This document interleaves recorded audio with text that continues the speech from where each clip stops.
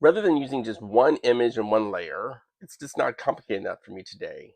I'm using the same portrait, transferring it 3 separate times with 3 different tonal values and different paint colors, adding a stenciled background and pulling the entire thing onto the tea bag paper. Because I'm not tempted fade enough, then I'm going to finish it completely with a separate inkjet transfer. 2 transfer methods, one finished piece, multiple opportunities for disaster. Let's see what happens. Here's the basic idea. I printed the same portrait 3 times, but I adjusted the exposure progressively from one image to the next. I'm going to pair those 3 images with 3 paint colors. Black here for the darkest structure, red for the middle layer, and a very pale pink for the lightest layer. Think of it loosely as building shadows, midtones, and highlights. The keyword there is loosely. I'm making art, not conducting an FDA submission. That's my other job. This first layer is going to be black, the more traditional way, and it's very important to run a very thin, even layer paint. And when I say thin, I mean thin. You want it to be coating a gel plate, not frosting a cupcake. You can lift up the edge to see how it's going, because let's face it, patience is not my best virtue here. Now, many times there may be a little bit of a blip afterwards. If you notice, like on her nose, it's not a melanoma. We can use a baby wipe to help carefully remove any extra areas of paint that we don't want. The toner here is interacting with the wet paint, and so the transferred image is actually created through areas where that paint is repelled. Now here for the mid-tonal value, I'm going to use this bright red acrylic paint, and it looks very red when it's going onto the plate, but once it starts interacting visually with the other layers, the effect becomes much more muted and more pink. I'm using the small guide in the upper left-hand corner to help with the registration. Um, that's important because I want the facial features to line up from one transfer to the next. Otherwise, instead of a layered portrait, I end up with a woman who appears to be existing in 3 different dimensions at the same time, which is a different art project. So the same process here, the image face down, press firmly, 10 to 15 seconds, check the transfer, carefully peel. I should point out that I did use a spray varnish on each of these pictures and allow it to dry beforehand, and this is on LaserJet paper. And I'll include a link in the description to the varnish that I use because different people have different results with different things, but you can always experiment. You can now start to see some of the depth developing between the black and the red. Um, Also, that random blue spot area on the upper left, just ignore it. That's actually underneath the gel plate. It's not part of the artwork. No surprise smurf here. We're all fine. Now for this third layer, I want to add a very light pink. I was using a Persian red, but it's just a little too dark for me, so I've added titanium white in order to help lighten it and get the kind of shade that I'm wanting to get. Now, once I'm happy with this lighter pink, I just brayer out another very thin layer. I'm going to use the most highly exposed version of the portrait. Line it up using just like I did with the previous 2 transfers, using that same registration guide. If you notice, I wasn't quite happy enough with the pink the first time I put it through, so I've added in a little bit more titanium white to lighten it even more. Again, we're going to gently but firmly press down using the palm of my hand for about 10 to 15 seconds total. I have sped it up a little bit here just because, it can be kind of boring. Now, as I peel this away, I'm going to be honest, it's not pretty. From this side, the image looks rough. You can barely make out some of the facial features, and this is approximately the point where your brain starts saying, excellent, we've ruined it. Trust the process. See, when you flip it over, you can look at it and you can see that it's all beginning to work together. The definition is there.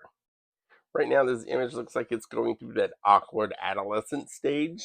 So to help the woman stand out more, I'm adding black paint through a stencil around that portrait. After you place the stencil on the gel plate, I'm going to use wet strengthened tissue paper to lift off the excess paint.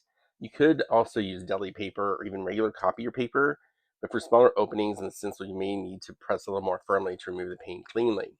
What I like about this step is that it's going to add texture and it adds contrast from the portrait without covering the face itself. Now the image is going to have something to push against visually, and the woman begins to come forward from the background. Now let's talk about the final pull here. You have several options. If you want the background to remain more transparent so that another paper or surface can be seen through it, you can use clear matte acrylic medium. But for this piece, I think I'm going to use a metallic gold paint because clearly subtlety has already packed a bag and left the building. I really like what the gold will do here. It's going to add warmth and it gives that final print a little shimmer and helps unify all of the portrait layers. As I brayer it across the plate, you can actually begin to see some of the facial characteristics starting to show through. Look at that there. It's a very encouraging sign. I'm going to let this layer completely dry, and then I will add that clear matte acrylic medium over it.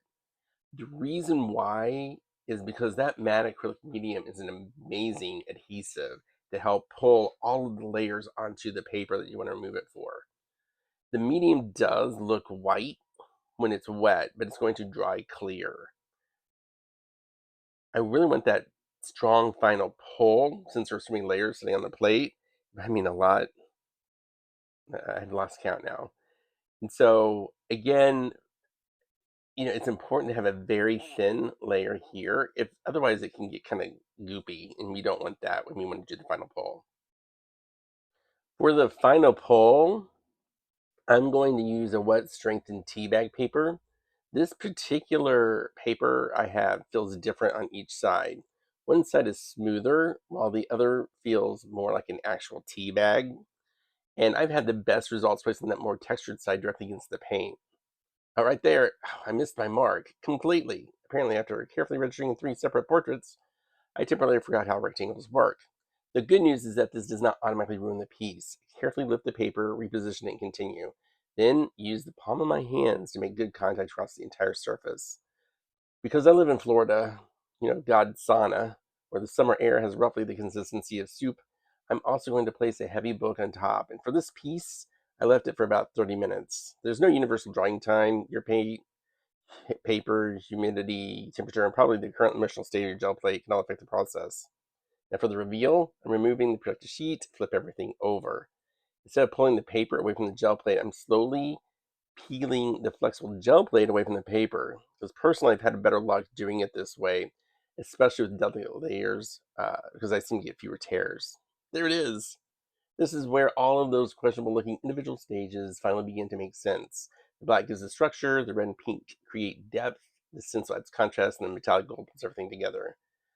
But I'm still not finished. I want this piece to make a statement, literally. So now I'm switching from a laser transfer to an inkjet transfer. This process is almost the opposite of what I just did.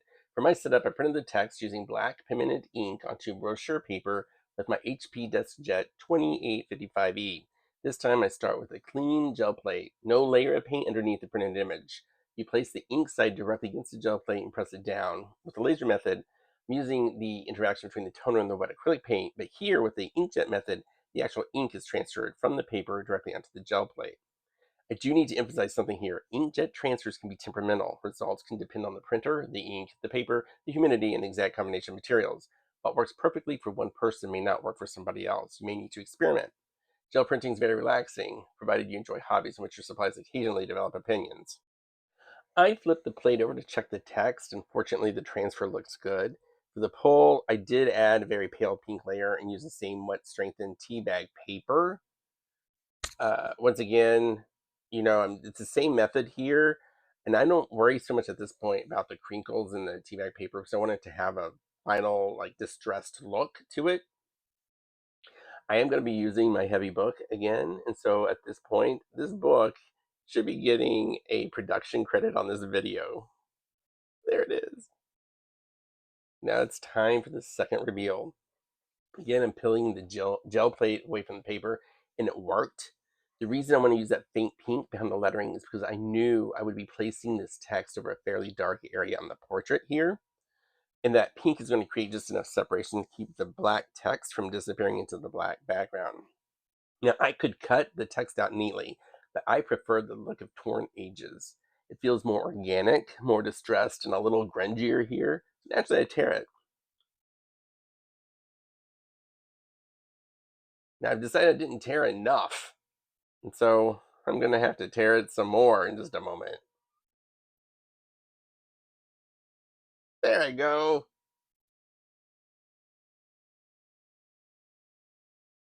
You got this. Okay. I do I do want to position the text at roughly the eye level with the woman because I want the viewer's attention to move towards her eyes.